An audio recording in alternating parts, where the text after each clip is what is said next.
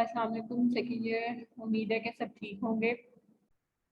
अच्छा, तो हम लोग पढ़ रहे थे कंट्रास्ट, ठीक है। और मैं आप लोगों को बेसिक कंट्रास्ट सारा बता चुकी हूँ, ठीक है। हम लोग क्लासिफिकेशन कंट्रास्ट की पढ़ रहे थे, जिनमें मैं आपको बता चुकी हूँ कि पॉजिटिव कंट्रास्ट मीडिया और नेगेटिव कंट्रास्ट मीडिया क्या होता है, ठीक है। और हम वो डिटेल में पहले 3 लेक्चर्स में वो मैं आपको बता चुकी हूँ। तो अगर आप लोगों ने अच्छी तरह पढ़ा होगा तो आप लोगों को आइडिया हो गया होगा इस बात का, ठीक है। नहीं पढ़ा तो वो भी आप लोगों का हेडेक है, नॉट माइंड, ठीक है। तो और उसके लिए आप लोग खुद ही जिम्मेदार होंगे।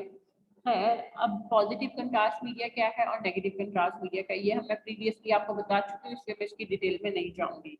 हमने आज पढ़ना है कि आयोडीनेटेड कंट्रास्ट मीडिया को हमने क्लासिफाई करना है। मैं आप लोगों को बेरियम तक पढ़ा चुकी हूँ। पॉजिटिव कंट्रास्ट मीडिया के एग्जांपल में हमने पढ़ा बेरियम और आयोडीन दोनों पॉजिटिव कंट्रास्ट मीडिया होते हैं, ठीक है। अच्छा, अब आपको क्वेश्चन कैसे आ जाता है? अगर आपको सिंप्लीफाइड क्वेश्चन आता है सिंपल तरीके से, तो वो ये आएगा क्लासिफाइड कंट्रास्ट मीडिया, तो आप ये पूरी फ्लो शीट डायग्राम बना सकते हो। लेकिन इन केस अगर आपको ऐसे क्वेश्चन आता है classify iodinated contrast media on the basis of its solubility, तो आप बताओगे कि जी नॉन वाटर सॉल्युबल होता है और water soluble iodinated contrast media होता है। फिर आगे उसकी हाई ऑस्मोलर, लो ऑस्मोलर, ये आगे उसकी टाइप्स होती हैं, ठीक है। एक इस तरह 2 टाइप्स मैंने बता दिए क्वेश्चन कैसे आ सकता है। तीसरा आपको क्वेश्चन ऐसे भी आ सकता है, वाटर सॉल्युबल कंट्रास्ट मीडिया को आपने क्लासिफाई करना है on the basis of their osmolarity. अगर ऑस्मोलैरिटी की बेसिस पे वो आपसे पूछ रहा है क्वेश्चन, तो आप उसको बताओगे हाई ऑस्मोलर, लो ऑस्मोलर, और फिर आगे आपने ऑस्मोलर और लो ऑस्मोलर को आपने आगे एग्जांपल्स के साथ एक्सप्लेन करना है, ठीक है।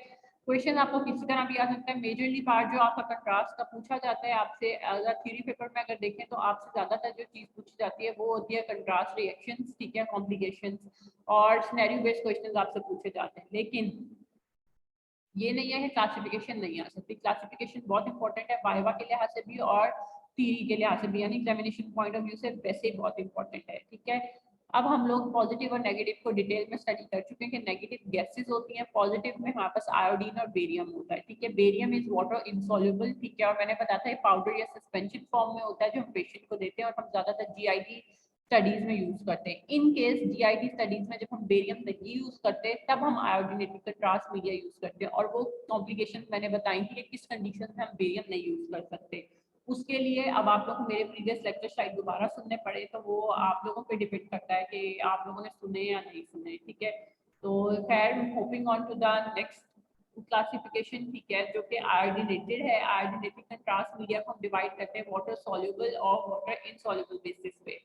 तो नेक्स्ट स्लाइड अगर आप देखो, तो उसमें मैंने अलग से आप लोग के लिए एक इमेज शो किया है, जिसमें सिर्फ आयोडीनेटेड कंट्रास्ट मीडिया क्लासिफाई किया गया है कि आयोडीनेटेड कंट्रास्ट मीडिया ऑयली या non water soluble iodinated contrast media है, या फिर वाटर सॉल्युबल कंट्रास्ट मीडिया है, ठीक है। फिर उन्होंने बताया कि वाटर सॉल्युबल की एक्सक्रीशन हिपैटिक एक्सक्रीशन भी हो सकती है और रीनल भी हो सकती है, via renal is via kidneys और हिपैटिक वाया लिवर, ठीक है। फिर वाटर सॉल्युबल को आगे हम on the basis of its solubility हम उसको क्लासिफाई करते हैं होकम और लोकम में, that is high osmolar contrast media और लो ऑस्मोलर कंट्रास्ट मीडिया, ठीक है। तो और फिर आगे हाई ऑस्मोलर को आयनिक मोनोमर्स में या आयनिक कंट्रास्ट मीडिया में हम डिवाइड करते हैं, और लो ऑस्मोलर को हम नॉन आयनिक भी कहते हैं, ठीक है। तो ये आगे हमने इसको पढ़ना है। और आप लोगों की बुक में क्लासिफिकेशन दी हुई है, इवन के आप लोगों के जो आयनिक कंट्रास्ट और नॉन आयनिक कंट्रास्ट मीडिया, इसका पूरा एक टेबल बना हुआ है आप लोगों की बुक में, ठीक है। आपने इसको बहुत अच्छे से करना है। उसमें से आपके एमसीक्यूज आते हैं, उसमें बताया हुआ है कि जी आयनिक कंट्रास्ट मीडिया है, उसकी एग्जांपल्स हैं, तो उनमें से मोनोमर कौन सा है, डायमर कौन सा है, फिर आयोडीन पार्टिकल रेशियो कितनी है, कि आयोडीन की कंसेंट्रेशन कितनी है और उसमें पार्टिकल रेशियो कितनी है, ऑस्मोलैरिटी, विस्कोसिटी, टेम्परेचर, ये सारा कुछ आपके टेबल में दिया हुआ और ये आपने वहां से करना है। फिर आता है आप लोगों का, अच्छा अब हमने स्टडी करना आयोडीनेटेड कंट्रास्ट मीडिया को। तो सबसे पहले हम देखेंगे कि ऑयली या non water soluble iodinated contrast media क्या। अब जेन में आपने एक बार याद रखनी, जब मैंने आपको पॉजिटिव कंट्रास्ट की एग्जांपल दी थी, उसमें मैंने आपको बेरियम बताया था। तो बेरियम जो होता है वो वाटर इनसॉल्युबल होता है, ठीक है। ये बात भी आपने याद रखनी है। अब चूंकि हम ऑयली कंट्रास्ट मीडिया को पढ़ रहे हैं, तो ऑयली भी non water soluble contrast media होता है, ठीक है। ये बेसिकली फैटी एसिड्स होते हैं, ठीक है, जो कि आपके वाटर में सॉल्युबल नहीं होते, डिसॉल्व नहीं हो पाते, ठीक है, और इनकी अपीयरेंस क्या होगी, रेडियो ओपेक अपीयरेंस होती है इनकी आपके रेडियोग्राफ्स पे, ठीक है। अच्छा, हम एक बात आप लोगों ने याद रखनी कि ऑयली कंट्रास्ट मीडिया जो है या ऑयल बेस्ड कंट्रास्ट मीडिया जो है, जो हम इतना ज्यादा यूज नहीं करते, हमारी रेडियोलॉजी में नहीं इतना ज्यादा यूज होता है, बहुत रेयर केसेस ऐसे होते हैं जिनमें हम यूज करते हैं कि जैसे कभी हमने साइनसिस को देखना हो, वैसे तो ज्यादातर हम साइनसिस देखने के लिए सिटी को प्रेफर करते हैं आप, ठीक है, इसलिए ऑयल बेस्ड कंट्रास्ट मीडिया अब एक्सक्लूड हो चुका है, इतना ज्यादा हम यूज करते ही नहीं है, ठीक है, ऑब्सलीट हो चुका है। या उसके अलावा ऑयल बेस्ड कंट्रास्ट मीडिया हमारे पास माइलोग्राम्स में, ब्रोंकोस्कोपी में, इन प्रोसीजर्स में यूज होता था, सियालोग्राफी वगैरह में, लेकिन इन सब चीजों को अब रिप्लेस कर दिया है हमारे सिटी ने, जो एडवांस मोडेलिटीज आ चुकी हैं उन्होंने, ठीक है, लेकिन फिर भी आप लोगों की इंफॉर्मेशन के लिए, नो हाउ के लिए आप लोगों को पता होना चाहिए, ठीक है। और वो ऑयली जो है मैंने आपको बताया फैटी एसिड्स होते हैं, पानी में सही तरह डिजोल्व नहीं हो पाते, ठीक है, तो या हमारा जो सोल्यूशन होता है उसमें इनकी डिजोल्व जो होती है, ठीक है, प्रॉपर्टीज वो इतनी बेहतर नहीं होती, तो ये हमारे पास रूटीनली हम इसको यूज नहीं कर सकते क्योंकि इसकी कॉम्प्लिकेशन ज्यादा हो सकती है। फैटी एसिड्स होते हैं तो हमारे पास कॉम्प्लिकेशन में ये होता है कि हमारे पास खतरा होता है कि कहीं फैट एम्बोलिज्म ना हो जाए, ठीक है, एम्बोलिज्म हो गया तो उसकी वजह से हमारे पास सीवियर कॉम्प्लिकेशन हो सकती है, इसलिए हम ऑयली कंट्रास्ट मीडिया को इतना ज्यादा यूज करते ही नहीं है, ठीक है। अच्छा, अब था ऑयली या non water soluble contrast media, उसमें बस आपने जब इतना याद रखो कि बेरियम भी वाटर इनसॉल्युबल है, और अगर आपसे ऑयली कंट्रास्ट मीडिया की वैसे कोई एमसीक्यू में एग्जांपल दी जाए, ठीक है, तो आप लोगों की जो प्रीवियस स्लाइड थी उसके अंदर एग्जांपल दी हुई थी एपनोइक एसिड की, ठीक है, वो आप दे सकते हो। अब हम पढ़ेंगे कि वाटर सॉल्युबल कंट्रास्ट मीडिया क्या होता है, ठीक है। Water soluble contrast media basically iodine ही होता है, ठीक है, इस ये आयोडीन मैंने आपको बताया था प्रीवियस लेक्चर में कि उसको हम प्रेफर क्यों करते हैं, हमारी जितनी भी रेडियोलॉजी है जनरल, उसमें आयोडीन को ज्यादा प्रेफर किया जाता है, इस वजह से कि इसका एक तो हाई एटॉमिक नंबर होने की वजह से इसकी कंट्रास्ट डेंसिटी बहुत अच्छी मिलती है हमें, इसमें टॉक्सिसिटी रेशो कम होती है, और दूसरी बात हम आयोडीनेटेड कंट्रास्ट मीडिया को आईवी इंजेक्ट करते हैं, इंट्रावीनसली इंजेक्ट करते हैं, तो जब हम इंट्रावीनसली इंजेक्ट करते हैं ना, तो क्या होता है कि ये रैपिडली डिस्ट्रीब्यूट कर जाता है हमारे एक्स्ट्रावास्कुलर स्पेसेस में, ठीक है, और जैसे ही ये रैपिडली पूरी हमारी एक्स्ट्रावास्कुलर स्पेस में डिस्ट्रीब्यूट हो जाता है वाया योर कैपिलरी मेम्ब्रेन और कैपिलरी परमेबिलिटी, तो उसके बाद क्या होता है कि 90% जो इसकी एक्सक्रीशन है वो वाया किडनीज होती है या वाया ग्लोमेरुलर फिल्ट्रेशन भी होती है, ठीक है, आप वाया किडनीज भी कह सकते हो, या अगर आपको किडनीज भी नहीं याद रह रहा तो ग्लोमेरुलर फिल्ट्रेशन भी कह सकते हो, और 12 घंटे के अंदर अंदर आयोडीन जो आपको एज अ कंट्रास्ट आपकी बॉडी में दिया होता है वो एक्सक्रीट आउट होना शुरू हो जाता है। और मैंने बताया था कि आयोडीनेटेड कंट्रास्ट मीडिया जो है वो हम जीआईटी ट्रैक के लिए उन केसेस में यूज करेंगे जहां हम बेरियम नहीं यूज कर पाते, जैसे कोई परफोरेशन हो गया, लीकेज हो गई है, कैविटी हो गई है, ठीक है, उन केसेस में हम फिर soluble water soluble iodinated contrast media use करते हैं। उसके अलावा सीटी स्कैन्स के बहुत ज्यादा स्टडीज में हमारे पास वाटर सॉल्युबल या आयोडीनेटेड कंट्रास्ट मीडिया यूज होता है, ऐसा यूरोग्राफिन के तौर पे, अल्ट्राविस के तौर पे, डिफरेंट टाइप्स हैं, ठीक है, जो आगे आप पढ़ोगे। अच्छा, फिर हमारे पास आता है जिसका मैंने आपको क्लासिफिकेशन में बताया था कि आयोडीनेटेड कंट्रास्ट मीडिया है, ठीक है, तो ये होकम लोकम या आयनिक नॉन आयनिक वाटर सॉल्युबल और वाटर इनसॉल्युबल की बेसिस पे होता है। तो अब हम आयोडीनेटेड कंट्रास्ट की बात कर रहे हैं, हम बता चुके हैं कि जी आयोडीनेटेड कंट्रास्ट मीडिया में आयोडीन है, इसका एटॉमिक नंबर, ये सारा कुछ मैं प्रीवियस लेक्चर में बता चुकी हूँ, आइडियल कंट्रास्ट की प्रॉपर्टीज भी बता चुकी हूँ, और ये आयोडीन को प्रेफर क्यों किया जाता है मैं ये भी बता चुकी हूँ। अब ये ऑब्वियसली आप लोगों पे डिपेंड करता है कि आप लोगों ने इस चीज को कैसे लेकर चलना है।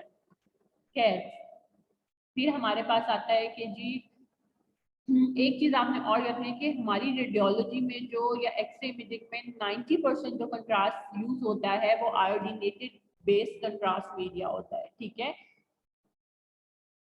और अच्छा, अब हम लोगों ने पढ़ना है कि होकम और लोकम जो है वो क्या होगा। HOCM is your higher osmolar contrast media, ठीक है, LOCM is your low osmolar contrast media. HOCM को ही आप लोग कहोगे आयनिक है और लोकम को ही आप कहोगे कि ये नॉन आयनिक है, ठीक है, ये आप लोगों के लिए बहुत जरूरी है इनका डिफरेंस जानना। आयनिक की एग्जांपल क्या हो सकती है, यूरोग्राफिन, गैस्ट्रोग्राफिन, हेक्साबेरिक, ये सारी आपकी वाटर सॉल्युबल की एग्जांपल्स हैं। सॉरी आयनिक कंट्रास्ट मीडिया की एग्जांपल है। नॉन आयनिक कंट्रास्ट मीडिया की एग्जांपल में आपके पास Omnipaque, Visipaque, Emipaque, Ultravist, Isovist, ये सारे आपके पास नॉन आयनिक की एग्जांपल आ जाती हैं। ठीक है, या आप होकम लोकम की बेसिस पे भी इसको कह सकते हो। ठीक है, फिर हम पढ़ रहे थे कि जी आयनिक कंट्रास्ट मीडिया को हम आयनिक एजेंट्स में और नॉन आयनिक एजेंट्स में हम डिवाइड कर रहे होते हैं। ठीक है, अच्छा आयोडीनेटेड कंट्रास्ट मीडिया अब हम डिवाइड कर दिया आयनिक एजेंट्स में, नॉन आयनिक एजेंट्स में, या आयनिक को लोकम भी कहेंगे, बार बार रिपीट करिए, और नॉन आयनिक को हम होकम भी कहेंगे। ठीक है, तो आयनिक एजेंट्स हैं। ठीक है, तो हमने क्या देखना है कि हमें कैसे पता चलेगा कि ये आयनिक है नॉन आयनिक है। बेसिकली हमने इसकी केमिकल कंपोजिशन देखनी है। ठीक है, उसकी बेसिस में हमें पता चलेगा। आयनिक एजेंट्स जो हैं वो आराम से आपका जो भी मतलब सोल्यूशन होगा उसके अंदर इसके पार्टिकल डिसोसिएट कर जाएंगे। ठीक है, जैसे ही आयनिक एजेंट्स के पार्टिकल डिसोसिएट करेंगे तो वो आपके पास चार्ज पार्टिकल्स की फॉर्म में आ जाएंगे, यानी केटाइंस और एनाइंस बन जाएंगे। ठीक है, ठीक है, अच्छा, तो इसलिए आप इसको हाइपरओस्मोलर भी कह सकते हो। लेकिन नॉन आयनिक एजेंट्स के सीन में क्या होता है कि ये लो ओस्मोलर होते हैं। ठीक है, इनका सीन क्या होता है कि इसमें जो जैसे ही आपके सोल्यूशन में एंटर होंगे तो ये पार्टिकल्स में डिसॉल्व नहीं होते। ठीक है, ना ही ये केटाइंस एनाइंस में ये डिसॉल्व नहीं होते। और एक बात आपने याद रखनी है, नॉन आयनिक कंट्रास्ट मीडिया जो है वो सेफर होता है देन आयनिक कंट्रास्ट मीडिया। ठीक है, लेकिन हम non ionic contrast media expensive बहुत ज्यादा होता है इसी वजह से, क्योंकि इसके एडवर्स इफेक्ट कम होते हैं as compare to your ionic contrast agents. ठीक है, तो ये बातें हैं कुछ जो आप लोगों को पता होनी चाहिए, और ये सारा आपकी बुक में डिटेल में लिखा हुआ है। मेरा मकसद सिर्फ आप लोगों को एक ओवरव्यू देना है। ठीक है, कि आप लोगों को पता हो कि जी आयनिक क्या होता है, नॉन आयनिक क्या है, और अगर आपको सॉल्युबिलिटी की बेसिस पे पूछ लें तो आप कैसे क्लासीफाई करोगे, तो ये सारा कुछ आप लोगों की अंडरस्टैंडिंग के लिए है। ठीक है, और आप लोगों ने एक बार याद रखनी है, आपकी बुक में आयनिक और नॉन आयनिक का एक मजे का टेबल बना हुआ है, उसमें आप लोगों की बेंजीन रिंग के बारे में बताया हुआ है। ठीक है, तो जिसका वहाँ पास आयनिक कंट्रास्ट मीडिया या नॉन आयनिक है, ठीक है, उसमें बेसिकली क्या है कि आपके जो आयोडीन के मॉलिक्यूल्स हैं या पार्टिकल्स हैं वो बेसिकली बेंजीन रिंग के साथ अटैच हुए भी होते हैं। ठीक है, तो अगर एक अटैच हुआ हुआ है तो वो मोनोमर है, दो अटैच हुए हुए हैं तो वो डायमर है। ठीक है, और इसी तरह उन्होंने आगे ना फिर उसको क्लासिफाई किया हुआ है। ठीक है, ये मैंने एक टेबल आप लोगों के लिए लगाया है। ठीक है, लेकिन आप लोगों की जो बुक में बना हुआ है वो इससे ज्यादा अच्छा है, आप लोगों ने वो करना है, ये भी आप लोगों की अंडरस्टैंडिंग के लिए। ठीक है, जैसे अब है होकम, लोकम और आइसोस्मोलर। मैंने अभी सिर्फ दो ही बताए हैं, होकम और लोकम।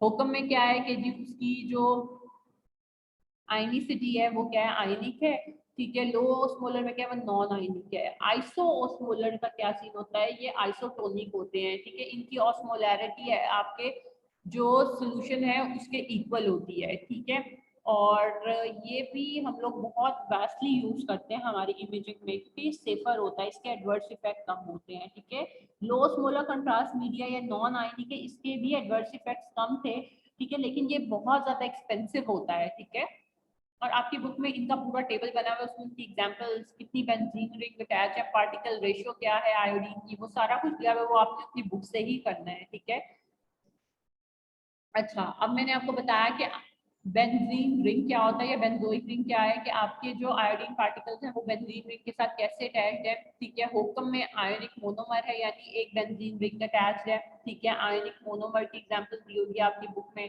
ठीक है, उसमें आपके पास डायट्रोजाइड की एग्जांपल दी होगी। अगर डायमर दिया होगा, ठीक है, तो उसमें हेक्सापेरिक की एग्जांपल दी होगी।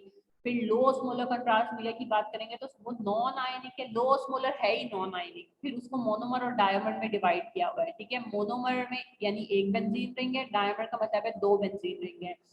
मोनोमर में इसकी एग्जांपल होगी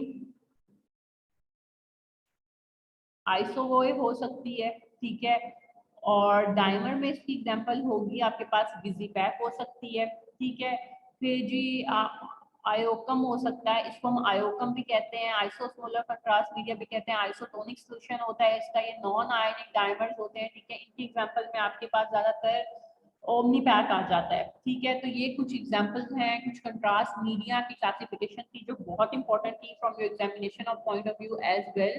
सो काइंडली इसको अच्छी तरह पढ़िएगा। अच्छा, ये मैंने कुछ लगाई है, ठीक है। ये पेस्ट फॉर्म में है, पाउडर फॉर्म में है, सस्पेंशन फॉर्म में। ये आपका बेरियम है, ठीक है। ये आपका गैस्ट्रोग्राफिन है, ठीक है। ये इंट्रावेस्कुलर कंट्रास्ट मीडिया है, ठीक है।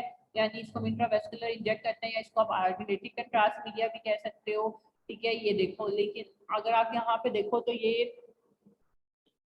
आपको गैस्ट्रोग्राफिन नजर आ रहा है ऊपर लिखा हुआ भी, ठीक है। और ये आपके पास ओमनी पैक नजर आ रहा है, ठीक है। ये आयोकम है, ठीक है। तो ये कुछ चीजें हैं जो आप लोगों को अच्छी तरह पढ़नी है, ठीक है। ये आप लोगों के लिए बहुत इंपॉर्टेंट है कंट्रास्ट। उसके बाद जो हम लोगों ने इसके बाद चीज पढ़नी है वो आता है adverse reaction of contrast media. वो बहुत ज्यादा इंपॉर्टेंट है, एग्जामिनेशन पॉइंट ऑफ व्यू से पूछा जाता है, ठीक है। सिनेरियोस बना बना के आपसे वाइवा में पूछे जाते हैं। अच्छा, जहाँ पे हमारे पास आयोडीन हमारे पास सेफर होता है फॉर यूज, ठीक है, प्रेफर किया जाता है आयोडीन, वहीं पे ही कुछ ऐसी कॉम्प्लिकेशंस होती हैं, कुछ ऐसी कंडीशंस होती हैं जिसमें आयोडीन जो है, ठीक है, वो कॉम्प्लिकेशंस क्रिएट कर देता है। कभी कभार हाइपर सेंसिटिविटी रिएक्शन हो जाते हैं, उसकी वजह से हार्ट फेलियर हो सकता है, रीनल फेलियर हो सकता है, लिवर डिजीज हो सकती है, बहुत सारी कंडीशंस ऐसी हो सकती हैं आयोडीन की कॉम्प्लिकेशंस की वजह से भी। तो हम उनके लिए अब सारी चीजें क्या करनी है, कौन कौन से टेस्ट पहले उसके लिए हमें देखने पड़ते हैं, वो सारा कुछ इंशाल्लाह हम नेक्स्ट लेक्चर में पढ़ेंगे। तो काइंडली आप लोग इसको साथ साथ पढ़िएगा। और इसके अलावा कोई भी क्वेश्चन हो regarding anything, so you can ask me anytime. Thank you so much. Allah Hafiz.